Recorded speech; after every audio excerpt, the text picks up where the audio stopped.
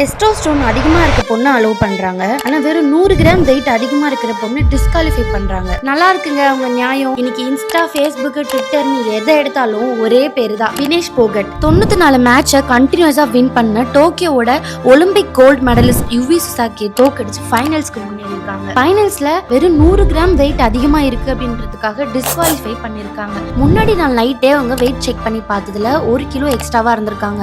இதுக்காக நைட்டு ஃபுல்லா அவங்க ஒர்க் அவுட் பண்ணிருக்காங்க. தண்ணியே குடிக்காம இருந்திருக்காங்க. இதை விட முக்கியமா ஒரு 100 கிராமுக்காக அவங்க மொத்த முடியுமே கட் பண்ணி எடுத்திருக்காங்க. இதே வினேஷ் போகத் தான் ஒரு வருஷத்துக்கு முன்னாடி பிஜேபி எம்பிக்கு அகைன்ஸ்டா பிசிக்கல் ஹராஸ்மெண்ட் கம்ப்ளைண்ட் கொடுத்தாங்க. ஆனா அவங்க கொடுத்த கம்ப்ளைண்ட் போலீஸ் ஸ்டேஷன்ல எடுக்கல. பொலிட்டீஷியன்ஸ் யாரும் அதை தட்டி கேட்கவே. அன்னைக்கும் அவங்க இப்படிதான் அழுதாங்க. இன்னைக்கு இந்த நாட்டுக்காக விளையாட முடியலையேன்னு அவங்க இவ்வளவு அழுகுறாங்க. ஆனா இந்த போட்டியில அவங்களால கலந்துக்க முடியலையேன்னு அவங்க அழுததுக்கும் அன்னைக்கு அழுததுக்கும் அவ்வளவு பெரிய வித்தியாசம் ஒன்றும் இல்லை. We support Vinesh Phogat. இங்க விளையாட்டெல்லாம் வியாபாரம் ஆகி ரொம்ப நாள் ஆச்சு.